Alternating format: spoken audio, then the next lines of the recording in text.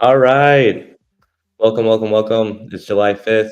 It is 9:03 a.m. where I'm at, over in Atlantic Standard Time Zone. I hope y'all all are having a great week so far, great Friday.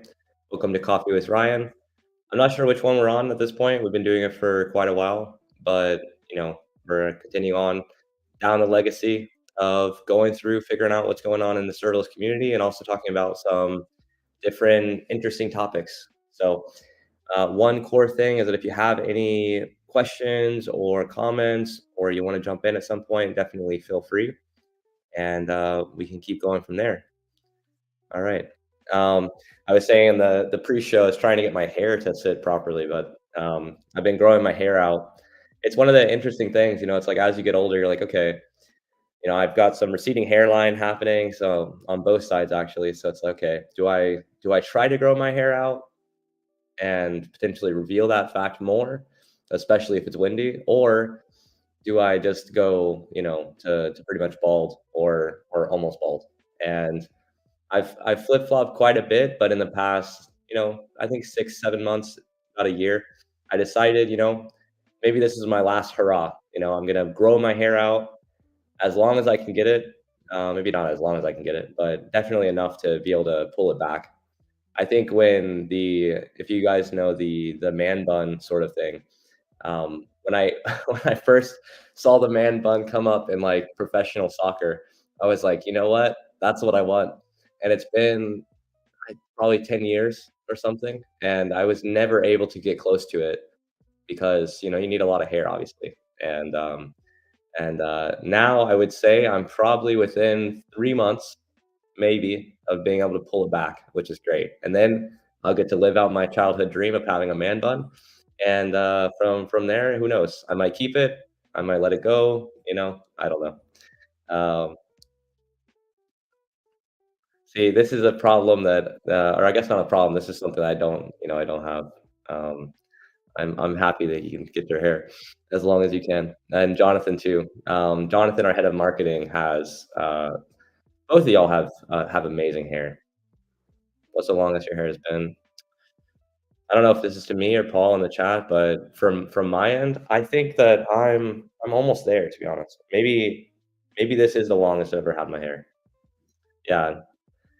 If you haven't seen Jonathan's hair, I don't know if you want to make a cameo, Jonathan, but Jonathan has some great hair, some glorious hair, some glorious hair. And let's see, we got. Oh, there he is. Hey, hey, with the brick. Hey, oh my gosh, I didn't realize I had the brick wall on. Yeah, this is, it's 5 in the morning over here, so the hair's not going to be as glorious right now, but nice and long. You can barely see it. Yeah, I'm glad to jump on just for a second, but Yeah, yeah, yeah. All right, yeah, looking good. Amazing. Yeah, see, everyone's in agreement. Hey, Lucas. Welcome, welcome. All right. Well, I guess the first question always as well is, how long is your hair? And also, what are you drinking today? What type of coffee, beverage, tea? I know there's a lot of tea drinkers out there. A lot of people making a switch away from tea and coffee, right? It's like it's a never-ending thing to move away from, right? And eventually we're at water, and then maybe you go back to coffee, right? It's a cycle. I don't know. So I've had a coffee earlier. I'm using the Nespresso machine that I had talked about the last time. I even have a serverless espresso sticker on it, just because I think it's funny. And I have like an ice pod. I wish I could. I'm gonna look it up actually. Nespresso iced coffee pod. Pretty sure I can find it. There we go. Okay, so it's called the Virtuo Iced Leggero, the Iced Forte, Ice Forte. Yeah. So I can screen share real quick, show you guys. There we go. That's the glorious coffee that I had a second ago. It was maybe 5 minutes before showtime. I know we've got this large production happening for Coffee with Ryan, but it was about 5 minutes before, and I just drank the whole coffee because you know what? Today is the day after July 4th, and that's another question for it. After how long is your hair? What have you been drinking, today in terms of caffeine wise? No caffeine, maybe, who knows? For those that are in the United States or celebrating any holidays around the world, which is always fun. I know there's definitely places around the world where anytime there's a holiday, you just throw a party or something. So for July 4th, which is Independence Day in the US, I went to the beach. We made some hot dogs, some ballpark dogs. Although, for those who don't know the dynamics of hot dogs and which one's the best hot dog, I did do a Reddit deep dive yesterday on this specific topic because I was trying to figure out, okay, my role in the friend group was to bring hot dogs to the beach, and so to do that properly, I have to bring the right hot dogs, right? But you go to the supermarket and there's an entire array, see, it's still about programming, an array full of different hot dog options. And I thought first, I've always heard, ballpark dog, right? So then I get there, I see a ballpark hot dog package, and I'm like, okay, this is probably what we want, right? It's got the right color, it looks about the right size for everything, that this is probably the right choice.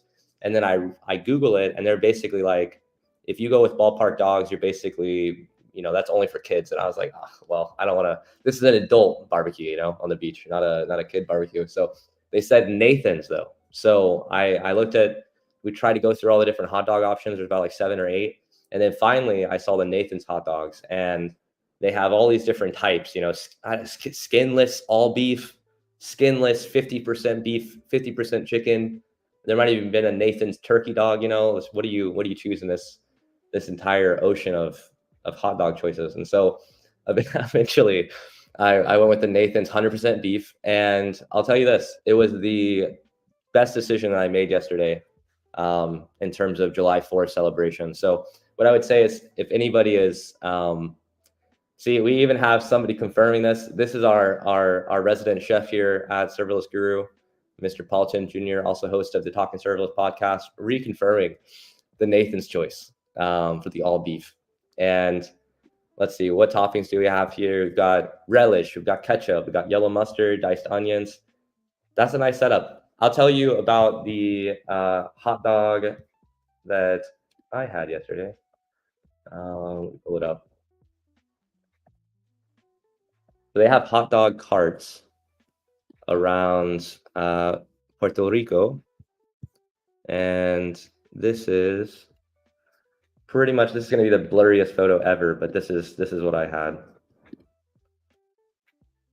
So we made basically Puerto Rican style hot dogs. So you have the regular bun. We got the Nathan's all beef hot dog, carne. So a little bit of like minced meat there, and you cook it with sofrito, which is like a very common seasoning sort of thing that they put together. I don't know all the ingredients of it, but it's sold like all over the place. And then papitas on top, so like these little potato sticks, and then ketchup.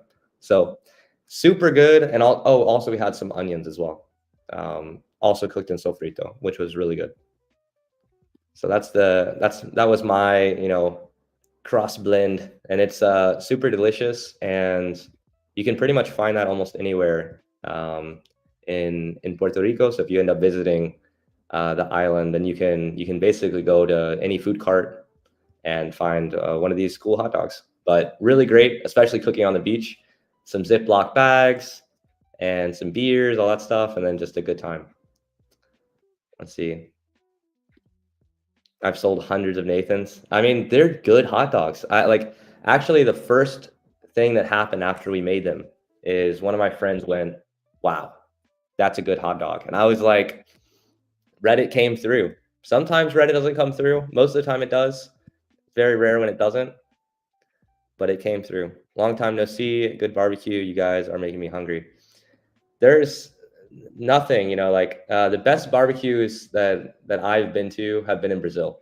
So shout out to the team out of Sao Paulo and the other regions there. Man, you guys know how to throw a barbecue. It's like, what was interesting, I believe it was Marcos who was on the grill. He was our grill master at the last time that we had a barbecue, which was in Floripa. in Florianopolis in the south of Brazil on like a small island. It still has a bridge that connects over. But what's really cool about Florianopolis is really great surfing, nature, skateboarding, great food, awesome people. And we took just a bunch of meat. I played no part in this in terms of making it, so I won't even pretend to do that.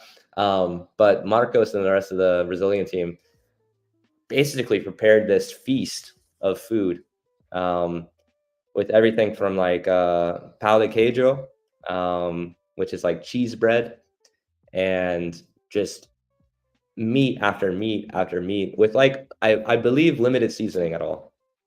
So it was limited seasoning, super good, and everything delivered to your door. So that was pretty cool too, which is something that it makes sense. But I think in parts of the United States, you're actually restricted from like ordering like cases of beer, but you could actually do that in Brazil. So that was something that was kind of interesting. And it's fast. It's super fast. If you have the idea that you want a 12 pack of something, it's there at your door, 20 minutes later or something, which is super cool when you're in a pinch, Let's see. Love me some Nathan's. If you're ever in the South San Francisco Bay Area, a local favorite is Casper's. See, I saw Casper's come up on this list, but I could not find it at the supermarket that I was at. So I still have that to try there. I thought my hot dog phase was gone. I used to go to the Texas Ranger games all the time. And I'll be honest, the best hot dog I've ever had and consistently is my local baseball team, the Texas Rangers. Getting a hot dog from there, watching the baseball game with like the family. I mean, that's peak levels of good time. Let's see, boiled Nathan's versus grilled. Good point there. Very good point. Oh, what is this? In Sweden, they top hot dogs with mashed potatoes and French roasted onions. Okay, very interesting. Mashed potatoes and French roasted onions. Hey, Lucas. Here in my city, we put an obscene amount of cheese in hot dogs and people love it. Nice. See, also in Texas, they have kolaches. So let me pull up a little Texas kolache action. So it's actually from the Czech Republic, but some people from the Czech Republic moved to Texas in the past, and they made these amazing breakfast items, and I've been eating it my entire life. There we go. So bread, some cheese sausage, maybe a little jalapeno in there too. Just absolutely incredible. Texas sausage kolaches, or called global snacks, I guess. So, but yeah, Texas kolaches. If you're ever in Texas, definitely look up a kolache shop near you. And pretty much all of Texas is driving. It's all highway based. So the best kolache shops that I've found in Texas are usually off the side of a highway somewhere. So sometimes there's even 3 competing kolache shops on each exit, on the same exit, but across the street or across the highway from each other. And what people will do is they'll visit and they'll make like a whole YouTube series where they're just going to each one of them and then trying them out. And it's super fun.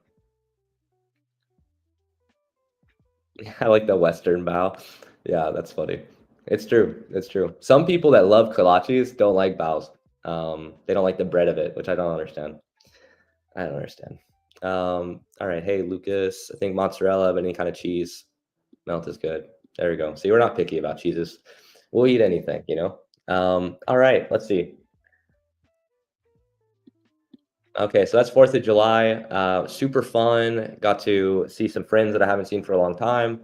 Was able to pick the right choice in hot dogs. Was able to, just enjoy nature a little bit. Obviously, being on the beach and seeing the ocean and feeling the wind. And I got to get the volleyball around a little bit. I don't know about other people, but if you're barefoot and you're trying to play soccer, especially with a hurt ankle, because I hurt my ankle a couple weeks ago, trying to use a full-size soccer ball is definitely not going to work. You're going to have a bad time. Other things coming up. It is July 5th, as we said. Congrats to everybody. We're now in July, and with that, there's some events coming up for Serverless Guru. On July 10th is AWS Summit in New York City. So if you're visiting the what would they call it? The capital of finance, of yesteryear, maybe. We don't have to get into that. But the AWS Summit, New York City, definitely come to New York. And if you're there and you want to visit our booth, we would love it and appreciate it. And we can talk in person, right? We can have coffee with Ryan in person. So we'll have 4 or 5 people from Serverless Guru flying over to New York, and we'll be hosting a booth there, doing some stuff around the city. Personally, I'm planning to go a little bit early. I want to be able to do a little skateboarding. I've been picking up my childhood hobby, and it feels great. And I just love skateboarding so much. I could talk about it all day, but I just got a new skateboard. I had hurt my ankle skateboarding, and so I couldn't do it for a little bit. And now I'm picking it back up, and it's pretty great. I've got 55 millimeter 86A durometer wheels. And then I've got, normal independent trucks. And then I've got myself a hockey board. So that's a little bit of jargon on the skateboarding side, but just know there's a lot of different brands of wheels and the metal piece underneath called the trucks and also the board. And there's a whole bunch of process and supply chains and layering and cold press versus hot press for making the boards. There's grip tape, which is basically sandpaper on the top to keep your feet in place. And there's just something about riding around on something where you're above the ground and it's almost like you're kind of like flying a little bit. Yeah, it's a very magical experience. So I don't know how many of y'all skateboard, maybe everybody does, but definitely something to do. And in New York City, apparently, according to this person I talked to on the sidewalk a couple days ago, is the mecca of skateboarding. Obviously, Paul recently went to, I believe, Los Angeles and saw some pro skaters there. And I definitely know that anywhere in California is, probably the mecca of skateboarding, but I'll let this guy pass, So there's a whole bunch of different things across New York. But the biggest thing that I'm looking forward to with New York is the food. The food is amazing in New York. There's options from around the world. There's so many different events or things to go to. For me, I'm going to definitely be doing some skateboarding, but there's rock climbing gyms. There's ferries that you can take around the city. I remember 2 years ago, I actually went in a helicopter, which was the first time I had ever gotten into a helicopter. And I would definitely recommend that. It is expensive. I think it's like $200 a seat or something, $200 US. But if you're going to be there only that one time, flying over Manhattan and seeing the river and all the buildings in the distance, and the stadiums, and I don't know, it just brings the whole thing to life, because when you're inside of a city that's that massive with these huge buildings, it's really hard to tell where you're at in space. It's like, it really is like the definition of like a concrete jungle. And so, it's some interesting stuff there. Should we try to skate the New York City Banks? Absolutely. So right now on my list, I've got Tribeca. There's a whole bunch of skate spots around Midtown, apparently. Pier 62, I think, has some bowls and other vert and transition stuff. I can't really drop in, I'll be honest, on like some of these bigger ramps, but I definitely going to give it my best shot. I'm going to give it my New York City best, with a Nathan's hot dog in my hand. That's a great point as well. There's hot dogs all around New York City, so another vote there to the previous. All right, other things coming up. We have an event in Bogota, Colombia on July 18th. So that's going to be a really cool one. I'll be there as well. And we'll have a few members of the team there too, coming in from Spain, from Colombia locally, and other parts. The great thing about this Bogota event, it's our first time sponsoring an event inside of Colombia in general. And I've been working on my Spanish for, couple years now. I got more room to go. I've got more to learn, of course, but I'm excited to also talk to people in Spanish. And I'm always the person that jumps in with both feet, and that's definitely a great way to be learning something new, is just to throw yourself into it. And I'll be supported obviously by an incredible team that are fluent in Spanish. And so I'll be the supporting player on the side, but I'm excited about it. And then right after that, we've got the AWS Summit Mexico City. And so I will also be there in Mexico City on August 7th for that event. And I'm super excited about that as well. Definitely to meet people in person from the local communities there and try to speak some Spanish as well. And we're very excited about all the potential in Latin America for Serverless Guru because it correlates with the U.S. time zones for U.S. and Canada, which is important for clients and the type of work that we do. But also, there's just such an energy and passion and love that I feel all across Latin America, from Central America down to Brazil and everything in between. So it's very exciting. And also, I'm learning Spanish, but our CTO, Eduardo Marcos, is from Spain and is fluent in Spanish as well. So we have a ton of Spanish speakers already inside the inside of the company. And yeah, I think it's sort of the stars are aligning a little bit and making this come to fruition. So that's pretty cool. On August 15th, we've got the AWS Summit Sao Paulo. So if you're in the Sao Paulo region and you want to come see us at the booth, I potentially, most likely, will not be at this one, unfortunately. I think it's just going to be a little bit too much traveling for me this time. I did look at my travel itinerary last year, and I went to Brazil 3 times, actually. So I'm sure the team would love to see me, but I think that I'm definitely coming back in 2025. Maybe there's more time in the year for another trip down to Brazil, but I don't know. I said I wasn't going to go to New York City either, and here I am. So let's see. Awesome. Okay. All right, getting into some more topics here. Let's see.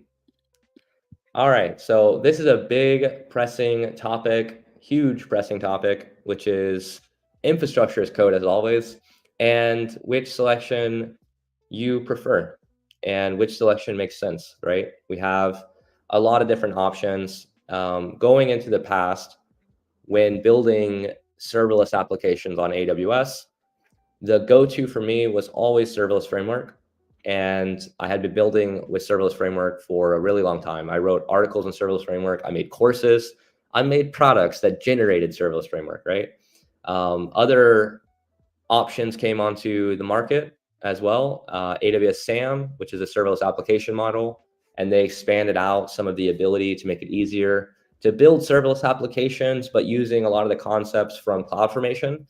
And then a new concept or a new way of building came, which was the CDK. And the CDK, more programmatic. You can use these constructs and you can build out infrastructure as code. And you have a little bit more control about how those different things work, right?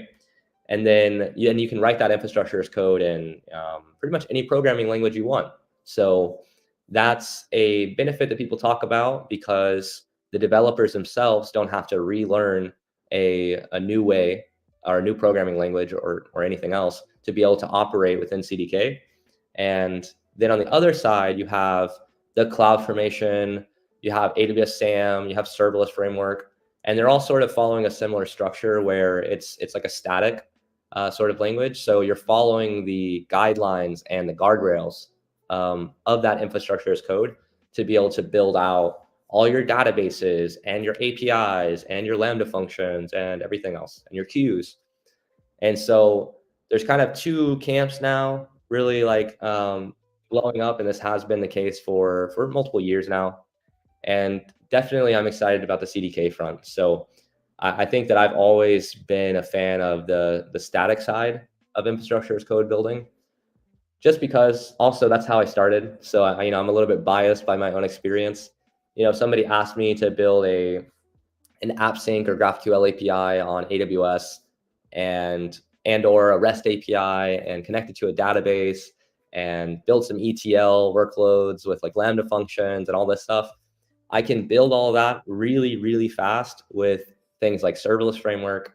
And of course, the concepts transfer, right? Because what we're really talking about is a mechanism that allows you to be able to build that infrastructure in a repeatable, reusable way, right? So whether it's AWS SAM or CDK or serverless framework, we're all trying to accomplish that same goal. How do I make this pizza, and how do I have the ability to repeat that same pizza with the exact ingredients, the exact measurements, the exact flavor profile, so that I always consistently have this. And then if I want to extend it, or if I want to build another type of pizza, I have the baseline there, and I can cut a little bit of the ingredients out, replace them with new ingredients, and then put the pizza back in the oven and have another result that still uses a lot of the concepts and a lot of the work that was done previously, but now it's a completely new pizza.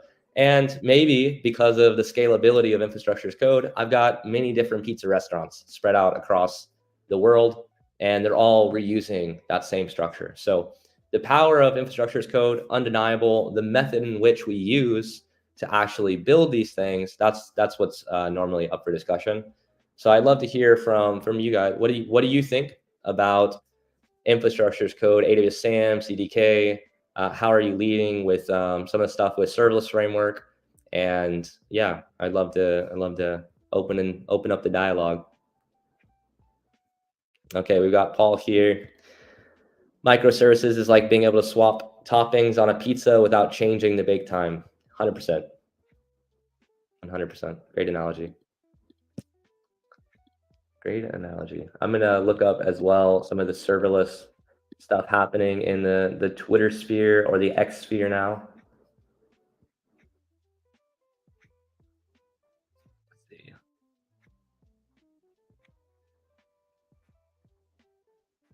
Here we go. Plug for my blog series. I'm building the same service with 4 different tools on the Serverless Guru blog. Oh yeah. Yeah, that'd be awesome.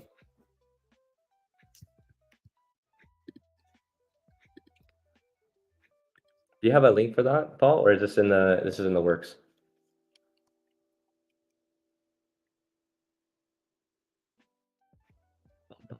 There we go. All right, be quick. I'm gonna take it off in 5. No, I'm just kidding. I'm gonna take the link off right now, so you gotta type out this full thing. But it's called Choose Your Character, Same Service, Different Tools, Part 1, and already published 4 parts already on CDK, Terraform, and Architect. Oh man, yeah, I forgot about arc.codes. Yeah, there's so many options. And also I saw 2 days ago that there was a talk about begin.com. And some of the stuff happening there. Although I believe begins behind arc.codes, right? So yeah, I believe so. All right. Okay, so let's get into some stuff on serverless here happening in the community.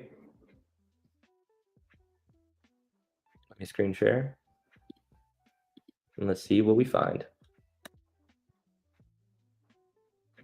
Let me zoom in. Okay. There we go. Okay, that's too zoomed. All right. Looks like we've got some interesting stuff happening here. Edge functions.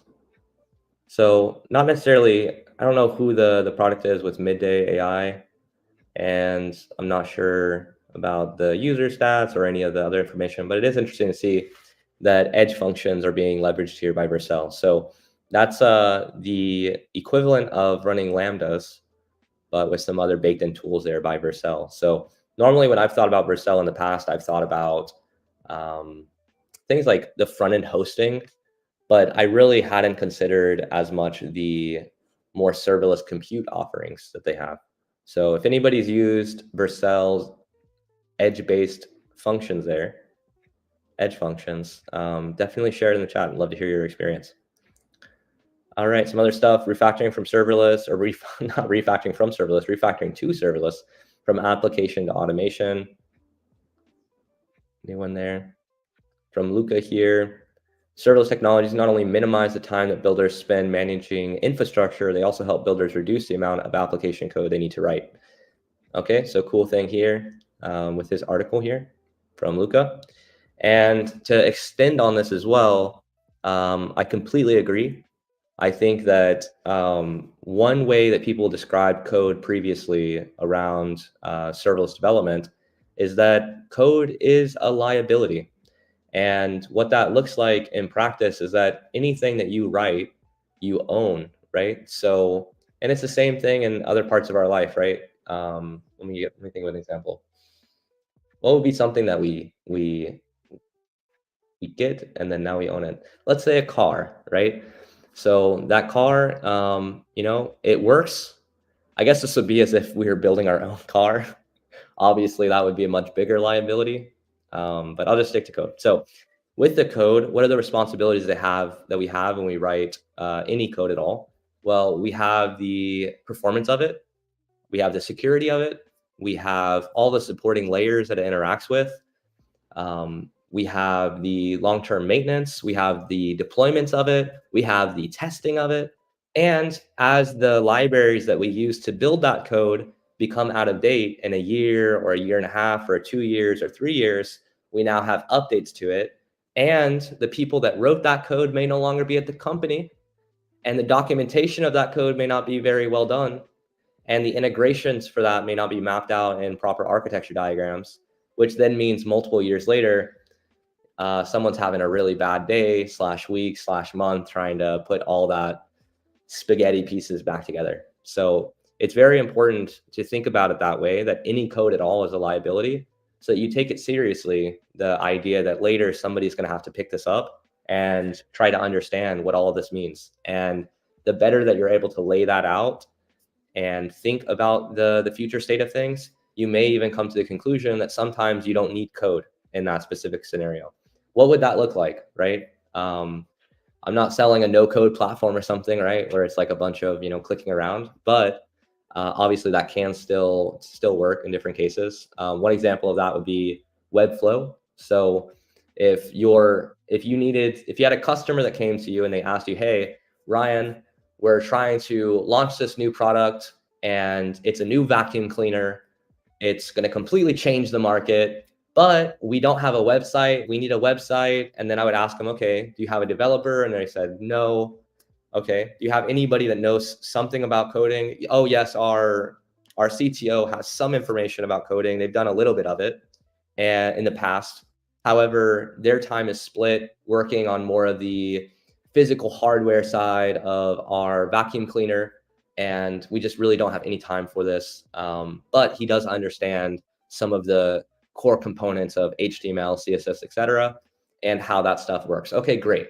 Well, then Webflow is probably the better option for you than writing your own website using, let's say, React or Vue or Angular, or insert some other front-end framework, and then thinking about the hosting of it, the automation of it, the updates to it, canceling out all the caching, making sure the requests are fast, making sure it's performant, making sure you have all the SEO related things there.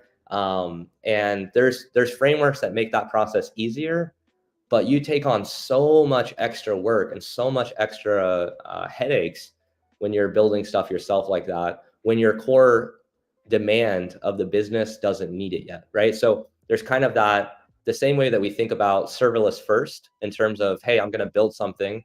Let me start with serverless as my first option and then work backwards from that. And what that looks like in practice is I've got this API that I need to build, and it has these requirements in terms of performance.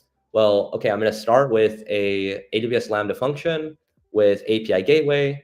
And then if that doesn't work or it's not performant enough, then I'm going to slowly work my way backwards towards Fargate, towards ECS, and towards virtual machines, all the way back to maybe even a physical data center. I don't know what case you might have there, but maybe you do, right? Maybe your emergency services, you're in an ER response team, and for whatever reason, you have to store the actual transactions that are happening with this emergency response software inside of every individual vehicle, right? Okay, then you're kind of setting up your own servers to run inside of a vehicle driving around the city. And in that case, obviously, serverless may not be the best fit there. So you work your way backwards until you find the right solution that fits your specific thing. But the key important thing is that you start with the most automated, minimal, least amount of long-term maintenance and overhead first. And then you slowly increase the complexity of what you own later, right? And I've been talking for quite a bit, so let me check on the all the comments here. Hope y'all are doing good. Let's see. From YouTube user, infrastructure as code should be embedded into dev practices. Still see companies who segregate infrastructure and dev practices. This slows down cloud adoption. Is not really good practice.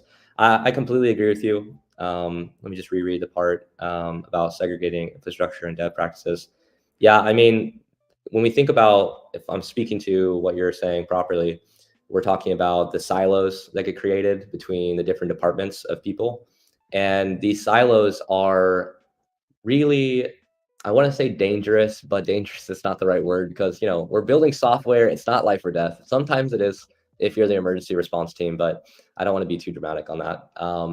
The reality though is if you have people that need to feel encouraged and have ideas, and you want your company to be able to innovate and apply those techniques and those news practices properly, then they have to be included in the conversations, and those teams almost have to merge together, right? Because the thing that we see sometimes is where, even though it is a serverless environment where they are using fully managed services and they are using infrastructure as code, and the development side is a little bit more advanced, the problem is still some of the throwing over the wall that happens. And I get it. You need people to maintain software and you need people to build software. And sometimes as that scales, you need to separate those teams out a little bit.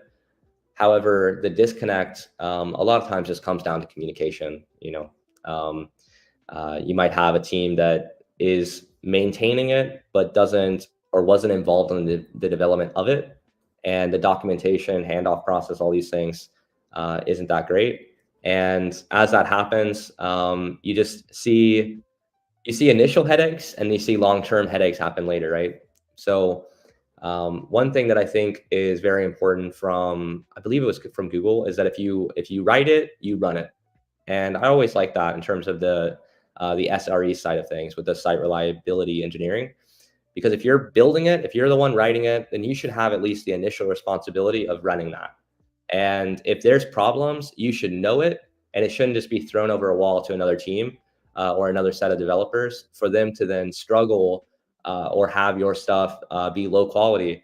And I think overall, yes, it creates some extra friction up front, but the nice thing about it is that it ends up creating much higher quality code, because the people that are creating those bugs, they're now responsible for fixing it and responsible for keeping it performant. And then only after it's been in production for weeks or months, depending on what you end up setting, which would vary, then it gets handed over to like a site reliability engineering team. And then at that point, you can say, okay, this software that was written has been running for X amount of time successfully.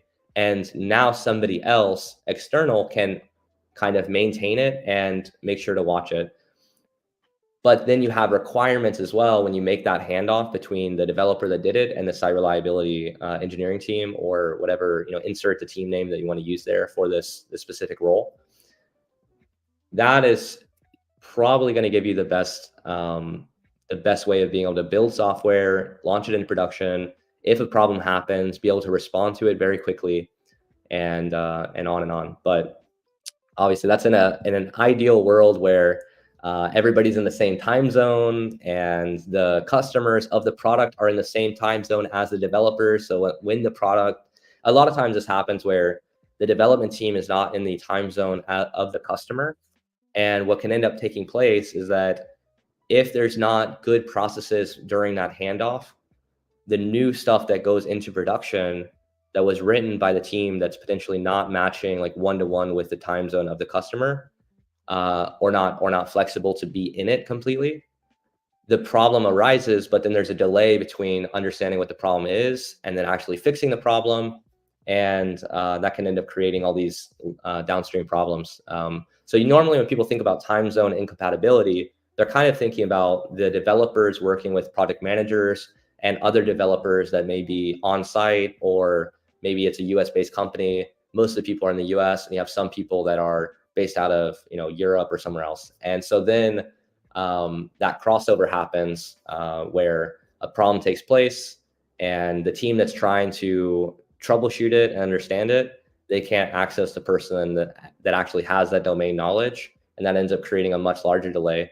And not to go on a larger rant about why it's so important sometimes to have that time zone compatibility, or at least have the layers above that, is that when those problems happen, and if the customer is impacted by it, and if other customers are impacted by it, the cost of that impact can actually outweigh the cost of potentially not having somebody that is there, either as a separate new role that's added into the team, or just having more people that can have that compatibility with your main time zone. So it's kind of an interesting thing.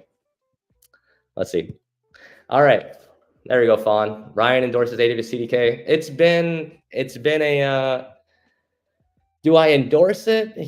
Would I run an ad? Would I put my name behind it? Would I take a photo and show it on a billboard? I think CDK is great. I think that there's a lot of future potential. I'm really interested to see how Serverless Guru does it at scale.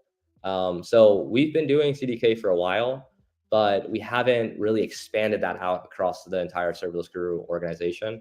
And so we're definitely going to be making much more of a concerted effort to do that. And in doing so, I'm interested to see how much automation we can create around the different layers and what type of abstractions we can make, because we have such a skilled, knowledgeable team at Serverless Guru about building cloud applications on AWS, that we should be able to look, holistically across the spectrum and find out what individual, components we can sort of automate into these different layers that then create the abstractions later, and what ones that we try to do that with where we go too far and we end up understanding those lines a little bit better. So yeah, it's definitely going to be interesting. And when you take off those guardrails a little bit, obviously now you get to define your own rules to some level, and that's where that's where the engineering fun comes in, and also some of the engineering headache. So if before a serverless framework based Lambda deployment was like 2 lines of YAML, and then now if we have this is wrong, but if we had a 200 line layer of CDK, obviously something's not adding up there. So it'll be interesting for sure, and I'm excited about it.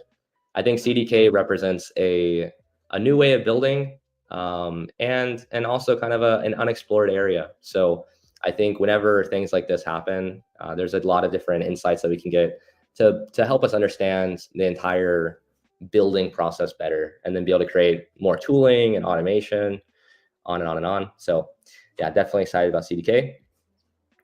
This is where org culture and mindset plays a big part. Every company wants to adopt modern approaches, but does not go through the proper transformation or evolution. And I 100% wholeheartedly agree. It says YouTube user, so I don't know who you are, but I agree with what you're saying completely. I think that when you have let's say a digital transformation take place, the big thing that ends up happening is that some executive has learned about some new way of building. Maybe the developer started it from the ground up, and that's how this is taking place. But regardless, at some point they go, you know what, we are here and we want to go there. And a lot of times they just go, all right, let's look at what company has already done it. Let's look at a Netflix, let's look at a Google, and let's copy all their practices and all these things over, and then just drop it into our company. I believe it's called like culture. I wish I could remember the term, but people do it all the time with Google and Netflix. If anybody knows, it's Kim.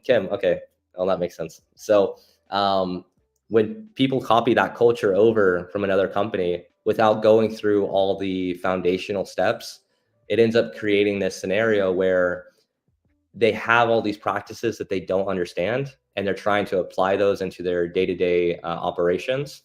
And then when they have these restrictions that they likely will have, they're usually too restrictive, and they don't understand why, and the developers don't have the information for how to navigate through it. And all these other problems take place, where then people get so frustrated with it, they start rebelling against it, and you end up having these like little mini revolutions taking place across the organization. So how to not have that happen, you just have to bring everybody into the conversation, bring everybody into a very large or small meeting room with Zoom. And then I don't know, I think that's funny, but I've been in some of these companies where they pull everybody into one small meeting room, and it's actually hilarious. So but yeah, so whether you're using Zoom or you have everybody inside of one small room, like a clown car sort of setup, everybody has to be there, and you have to let people speak, right? The things that people say, and this is where ego comes in a lot, and this is why the worst leaders have the highest ego, because you might have the right information. However, if you shut down people's ability to speak their opinion about the decisions that are being made, and potentially they're wrong, but if you don't allow that to happen, and you discourage it, or you shut it down, or you don't include them at all, only bad things come out of that. Whereas if you do the opposite way, you let everybody speak, you let them voice their concerns, you let them be included in the conversation. One, they end up feeling heard, and two, you may end up learning something, right? Maybe the direction doesn't make sense, or maybe it makes sense, but this other component that we're thinking about here, it doesn't line up, right?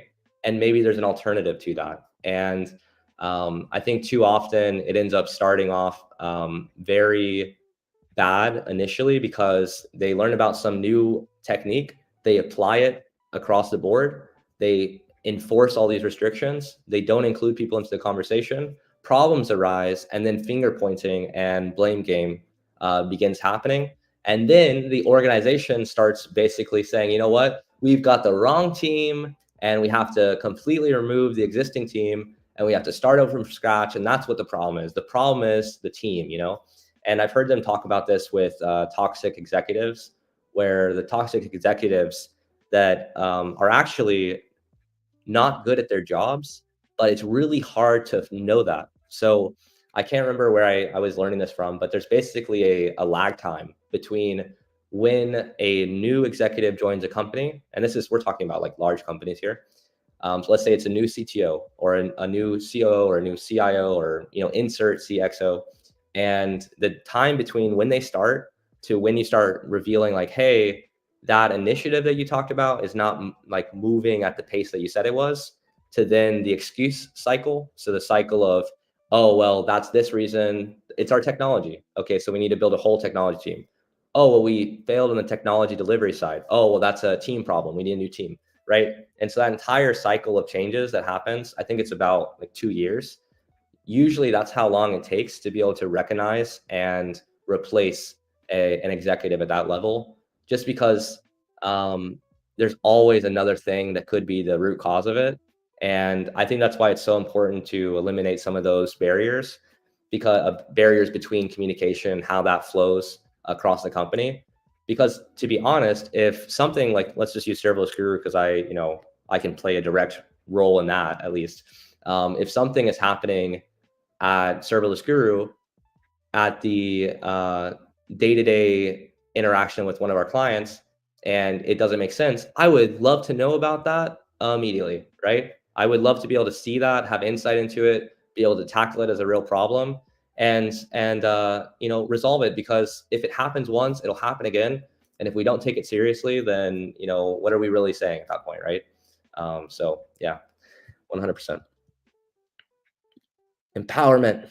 Yeah, you got to empower people to speak, and there's a great book about this from the Twilio CEO called Ask Your Developer, which I think I think I checked my checkbox here of bringing this book up every time that I speak. But let me actually show it on stream. So Ask Your Developer: How to Harness the Power of Software Developers and Win. WIN, in the 21st century. So Jeff Lawson is the CEO of Twilio. So Twilio is very widely used. I'm sure all of y'all know Twilio, but for those who don't, it works in the notification side of things, sending out all of those pings to your phone and across different platforms. And the high of it is software developers are Sought after, highly paid, desperately needed to compete in the modern digital economy, yet most companies treat them like digital factory workers. And or the one that I obviously dislike the most is the code monkeys side, where we're just, fingers on keyboard hitting things, and that's not the real work, or some uh, garbage like that. But without really understanding how to unleash their full potential. And Lawson argues that the developers are the creative workforce who can solve major business problems and create hit products for customers, not just grind through, I'll say here, routine tasks. So yeah, it's very interesting. And I think we've really seen this with cloud in general. One good example of this is, I believe, the Instagram acquisition that happened for like $1 billion. It was only maybe 13 employees. Feel free to correct me if I'm wrong there. Acquisition with 13 employees. Yeah, so here we go. Let me share this screen here as we're coming to a close here. Some interesting stuff. So this is from Business Insider with every ad imaginable. Instagram is celebrating its 10th birthday, a decade after launch. Here's where its original 13 employees have ended up. And I think it says here, by the time it was bought by Facebook in 2012, it only had 13 employees, including the founders. So you could say technically maybe 11. Now just think about that. $1 billion acquisition, running global product, used across the world at that point, hundreds of millions of users. And it was built by a team that can definitely fit inside of that boardroom. And that's the real power of it, And so I've always loved the fact that at Serverless Guru, I would say if we took the entire company, like maybe 90% of everybody could, pop open Visual Studio Code and actually like create something. But I think, even past that, not saying that, only software engineering leads to creativity, but creativity has to be held up and it has to be supported. And I think this is something as well that, separate rant maybe about the educational system inside the United States and the cutting down of certain programs, because they don't net this very clear ROI. So for instance, when you have a musical program or an art program, it's hard to quantify the impact of that. Whereas if you have a football program or a soccer program, which interesting thing around the word soccer it's not actually an American thing. So who would have known, So I don't want to go on a separate rant there, but apparently soccer comes from the Brits. It's a British thing. So and that was because of I guess a specific group called themselves something similar to soccer. And then at the time in like the 18th century, there was a thing in Britain where they would add an ER to the end of these words. And soccer actually was like slang for football inside of the UK. And and then the Americans picked it up, started using it, and now we get the heat for it. But soccer didn't actually come from the United States; it came from the UK, and then they switched to calling it football. So, regardless, back to the thing about musical programs and artistic pursuits. It's harder to draw a direct connection between those because it just doesn't have the same support in terms of how it gets played out in reality, right? Like if you have a bunch of artists together, they're not doing like a Super Bowl selling tickets, people aren't eating hot dogs in the stands, etc. And that you can really draw a connection to a little bit easier with the sports side of things. But the artistic side is super important. And it's, to be honest, everybody that's a programmer building these different products out, thinking in this new language that communicates with computers and seeing that play out, we're building digital architecture, right? Beautiful digital architecture, which I wish, hopefully somebody, maybe in the next coming years, somebody will build something that helps take an architecture that exists and then turn it into some wonderful three-dimensional virtual reality space that we can walk inside of and really appreciate to that level. Because when you see a skyscraper or a really amazing bridge, it's very obvious the engineering that went into that. But yeah, let's see. Okay, from Paul here, power play, optimize your potential. Let me actually search that up, power play.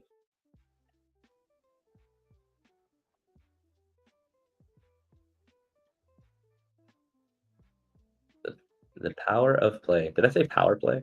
Or oh, okay, I was just reading the SEO title, I think. Yeah, okay. The Power of Play. I believe this is the book that you're referring to here. Share screen. Bop, bop, bop. Yeah. I heard power play and I was like, okay. I was thinking like hockey when they go in a power play. And it's usually when one of the people gets injured, right? Or not injured, but they get fouled and then they have to go into timeout.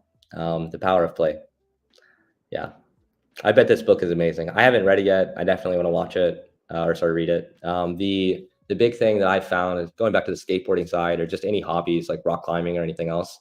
When you give yourself the ability to just map your own, I don't know, like definitely with rock climbing, definitely with skateboarding, it's so freeing because there's no set way of doing anything. You can just instead of going down the sidewalk, this direction, I can ride in the street, or I can go to a park, or I can go to stairs, or I can go find a handrail or something, or I can do it in, on the grass, or if I'm rock climbing, I can go into nature, I can go into a gym, I can try different routes, and your brain that whole time processing this and just feeling this level of freedom and joy. Um, but it's often not talked about to the level that it should be. Yeah, it's often not considered a good thing. But I heard someone say this maybe a couple weeks ago, and I know we're at time, so I'll get to wrapping up here. But the thing that was said is that a sign of healed trauma is your ability to play, and I thought that was really well said. And it definitely made me feel good. Obviously, it was reconfirming the sort of activities and these hobbies that I'm doing. But yeah, very very interesting. That's a good book for establishing creative practices and organizations. Love it. Must read Accelerate the Science of Lean Software and DevOps, Building and Scaling High Performance Technology Organizations. Love it. So definitely check this book out. Accelerate the Science of Lean Software and DevOps. There's a book as well. And this is just the power of, if we walk into a library, it's almost overwhelming how many books and how much knowledge is in there, right? And now with like the global library of the internet, there's so much knowledge out there to be had. I know that one of the core books when I was starting Serverless Guru was the book called The Lean Startup and The Art of the Start. That's another book.